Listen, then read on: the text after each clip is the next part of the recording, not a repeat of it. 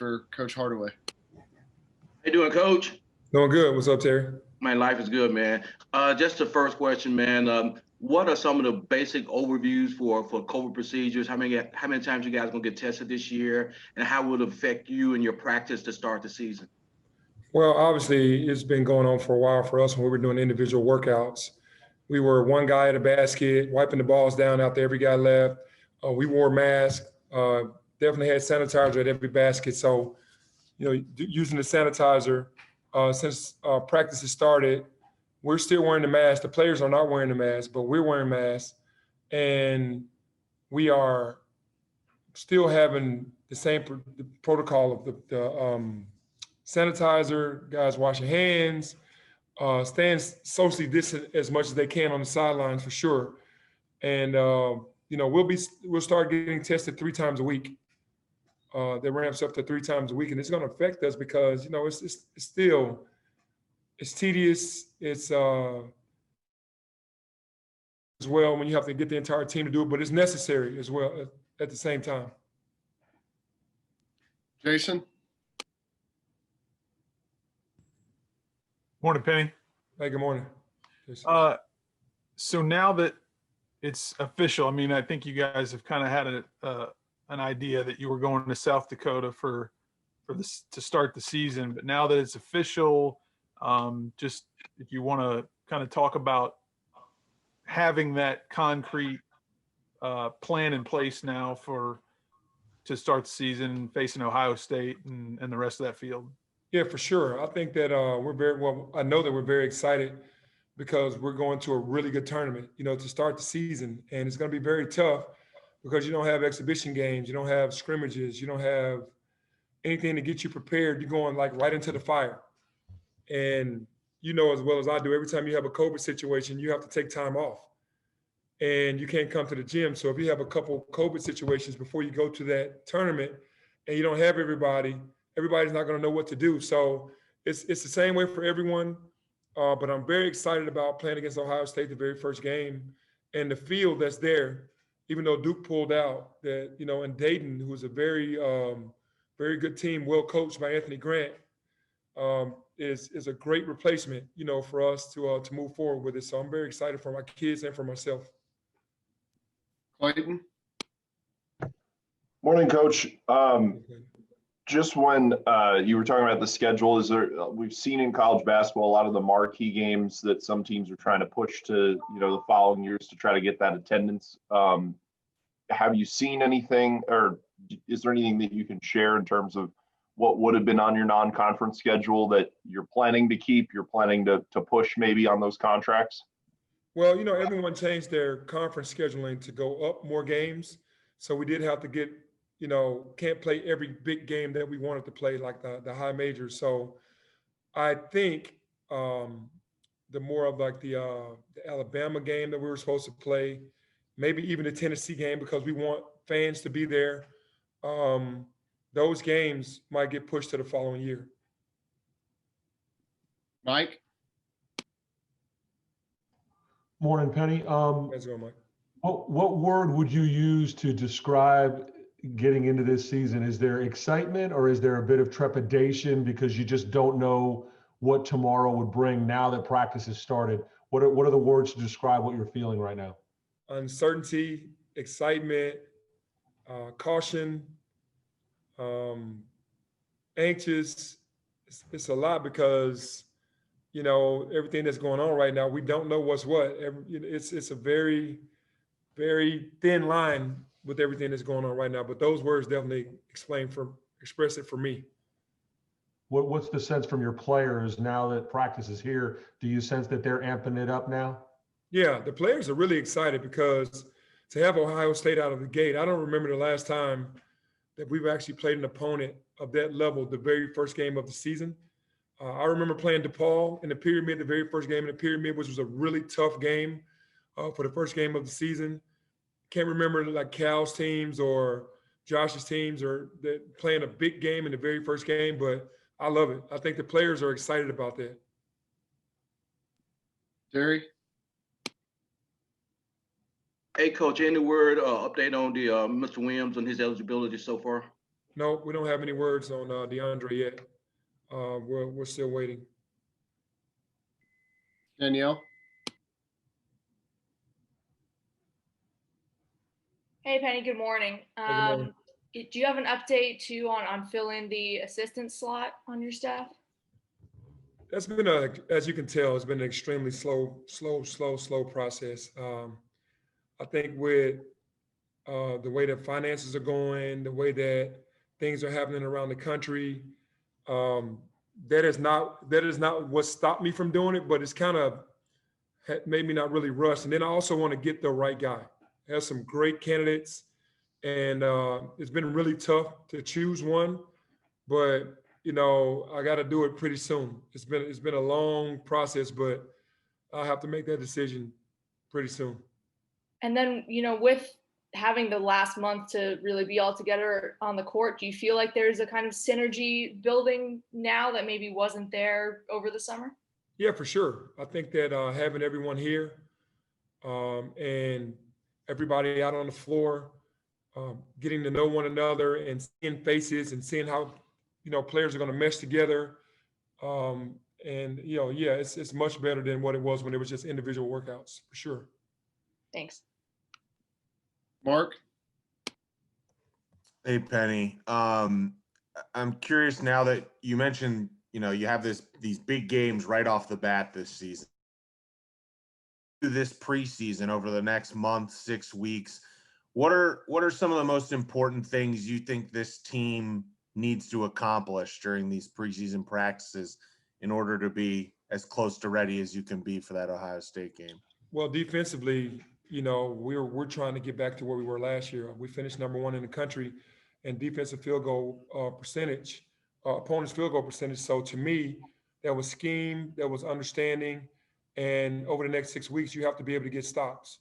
The next thing is I want to be the fastest team in college basketball. We want our pace to be high. That doesn't really mesh when you're the best defensive team and then you're the fastest pace.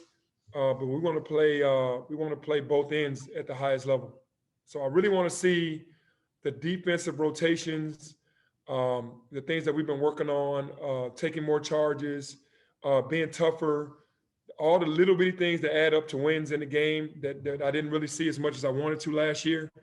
I want to see those things happening defensively more so than offensively before we go to South Dakota, because offensively I think that we're talented enough that they could flow and they're playing very unselfish together.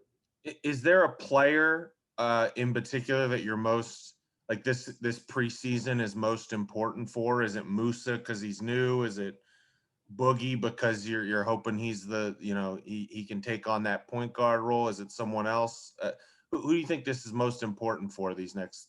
I think it's more important for the freshmen from last year and sophomores this year to see how much they've grasped and kind of soaked in from the previous year.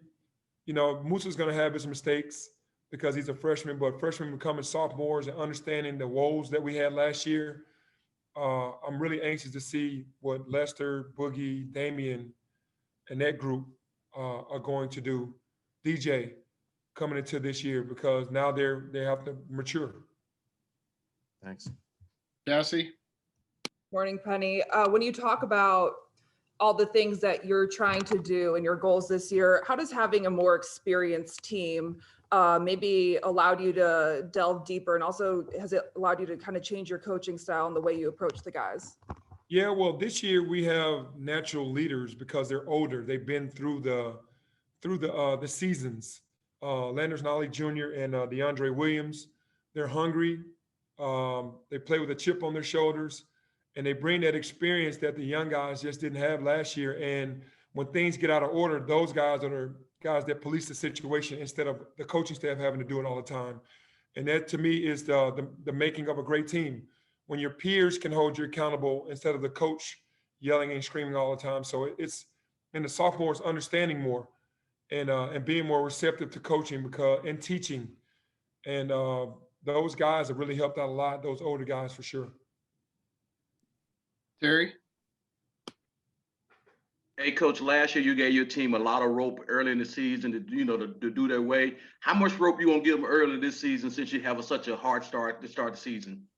Well, I try to pride myself in not being like a micromanager of the boys and allow them to have freedom. Our defensive end allows us to have the freedom on the offensive end. So I'm focusing more on how we do things defensively. And if we do that correctly, then I won't be as fussy. Obviously, we took some bad shots. We shot early in the shot clock a lot, which is fine as long as we get back and guard the basket and do the things that we need to do. So I'm still going to give them that rope. Mike? Penny, I don't know how you did it, but through all this time, you kind of have pieced together one of the top recruiting classes in the country. While you can't talk specifically about those players just yet, the question is, how did you do it? I mean, no visits. You're down an assistant coach. How did you kind of rebrand the Tiger program to be one of the best in the country again by being able to go out and get some of these top players? Well, I think understanding, first of all, is relationships that we've had with previous coaches, that I've had with previous coaches, Cody's had with previous coaches. Then also really just digging into the recruit, and really being personable with them. I mean, we FaceTime and call these guys every day. And you build that relationship and get that and build the trust, then they believe in you. And the NBA is really the number one thing. Unfortunately, I mean, a lot of people don't really want to believe that, but these kids want to be taught how to be pros. And Cody can do it. I can do it. Tony can do it from his level because he understands the game, that NBA game, even though he's our quote unquote college guy. But at the end of the day, the sales pitch is these guys, they want to go. Who better can teach you than us? And I've been in the fire, and those guys, they really believe in that and are buying in, as you can see.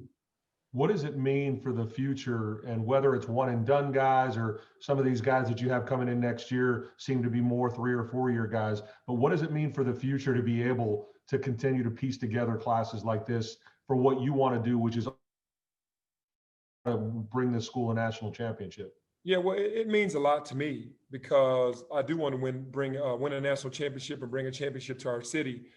But the very first year I got here, my hands were tied. All the recruits were pretty much already signed and sealed. I came in late in the spring and had to go out and just do as good a job as we could do. The following year, the relationship with James Wiseman, most of these kids want to play together. They kind of recruited themselves, even though we did our job to still kind of stay in touch with everyone. But James recruited Precious recruited Lester. James and Boogie wanted to play together. So it was almost like the making of a perfect storm with having James, who was the centerpiece of that. And then he just helped recruit everybody else. DJ previously played for me in AAU and saw the perfect storm happening and wanted to be a part of it. So you bring all those pieces together through these guys recruiting one another. And then this year, it was really us having to get on the grind and going out and have had James and Precious and Boogie. And then on every list around the country amongst all of these top guys, Memphis is in that top 5. And these guys are noticing that. And then Jalen Green saying, if I would have went to college, I would have gone to Memphis. That helps as well. So all of that stuff helps. And we're just going to continue to build off that. Clayton? Coach, I know last season obviously ended abruptly, and it kind of all the chaos made it difficult to reflect. But have you had time to reflect on last season, maybe what you've learned from year 2? Yeah, it took a long time to start reflecting because we were all hurt from the James situation. And then when DJ Jeffries went down, man, it was like even more devastating because we needed him. We needed that extra body. We put ourselves in a situation where we finished 5th. We didn't have to win 4 games in a row in 4 days. I mean, we finished 5th 2 years in a row. So just reflecting on everything that happened, I have to say having the youngest team in the country last year, I was proud of everything that the guys did and tried to fight.